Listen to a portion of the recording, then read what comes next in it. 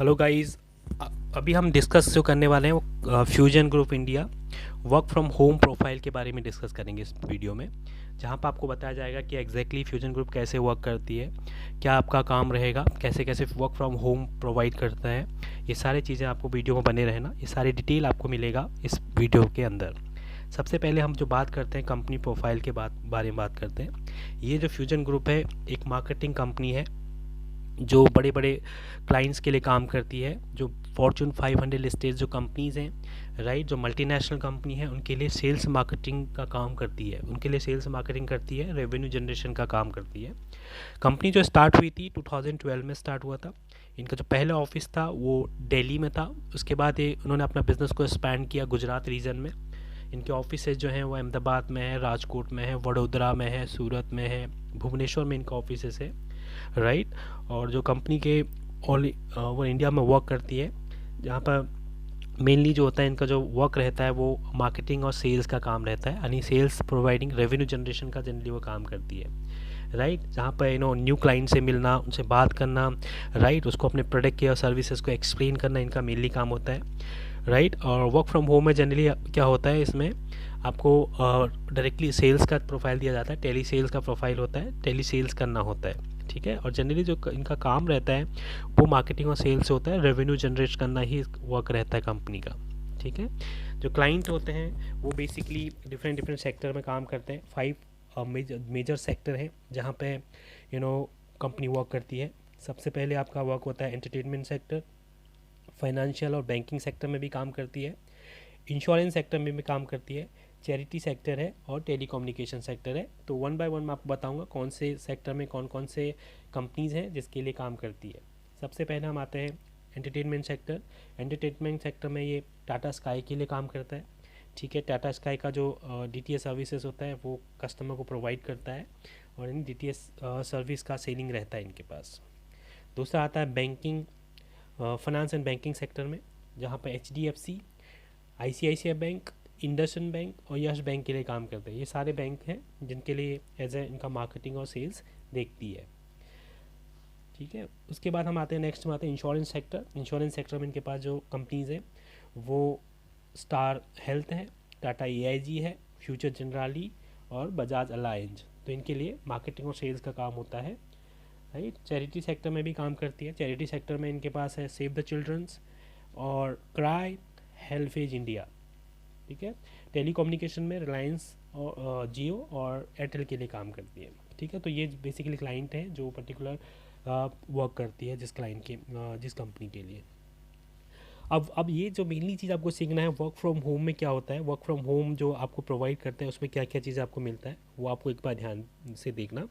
सबसे पहला आता है tele sales. Generally work from home में ये इंश्योरेंस और बैंकिंग सेक्टर में आपको काम देगा, या तो इंश्योरेंस सेक्टर में कंपनी वर्क देगी आपको और बैंकिंग सेक्टर में आपको वर्क देगा, राइट। मेनली जो होता है आपको जो वर्क दिया जाएगा आपने अकॉर्डिंगली आप काम कर सकते हो, जहाँ पर कंपनी जो होगा आपको एक मंथली एक टारगेट सेट करेगी आपके ऊपर, आपको 1.5 लाख का रेवेन्यू एवरी मंथ आपको जनरेट करना होगा और कम उसके अकॉर्डिंग हर आपको ट्रैक यही देखना होगा मेनली कि आपने 1.5 लाख का आपको देगा।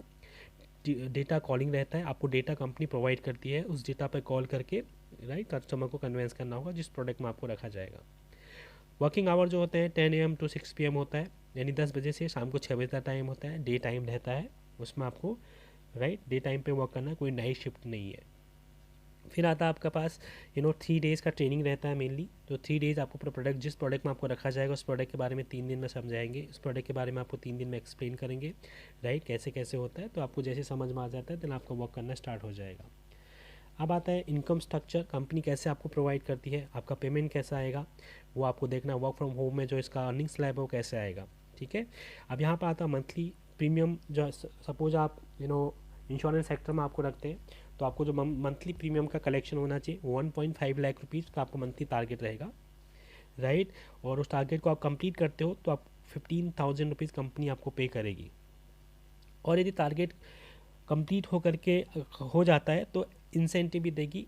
आप जितना रेवेन्यू जनरेट करते हो उस मंथ में उसका 5% आपको एज ए इंसेंटिव के तौर पे मिलेगा। यानी आपने सपोज 1.5 लाख का रेवेन्यू जनरेट किया, यानी 1.5 लाख का प्रीमियम आपने लिया, तो कंपनी का 7,500 का आपको इंसेंटिव मिलेगा। तो अप्रॉक्सीमेटली मंथली आपको इनकम जो हो जाएगा घर बैठे बैठे वो 22,500 रुपये हो जाएगा। यानी 22,500 रुपये में आपका मंथली, यदि आप 1.5 लाख का बिजनेस करते हो तो वो आपको मिलेगा। अब आते हैं नॉन परफॉर्मेंस डिडक्शंस।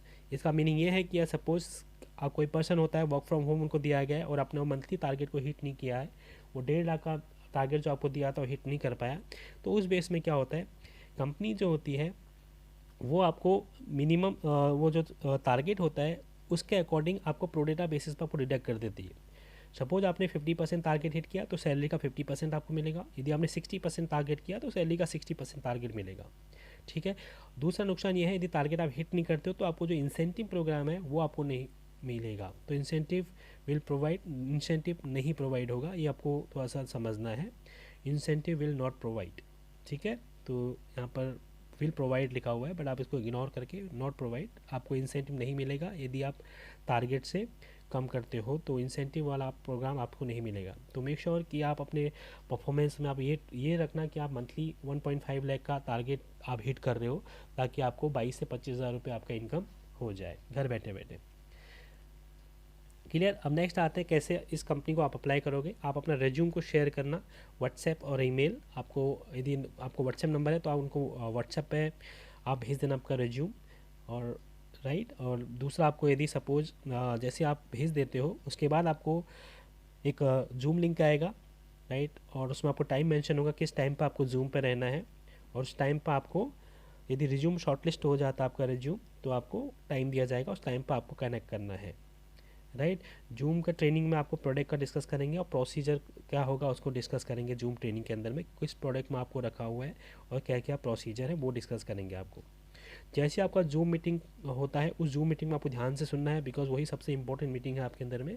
लास्ट में आपको कुछ क्वेश्चन दिया जाएंगे और जिस क्वेश्चन का आपको आंसर देना होता है। कंपनी चाहती है कि आपके अंदर वो लर्निंग स्किल्स क्या है, राइट, ताकि आप कुछ क्वेश्चन का आप इजीली आंसर, यदि आपने सीखा होगा तो आप डेफिनेटली उसका आंसर दे पाओगे। तो ये चीज़ आपको आएगा इसके अंदर में।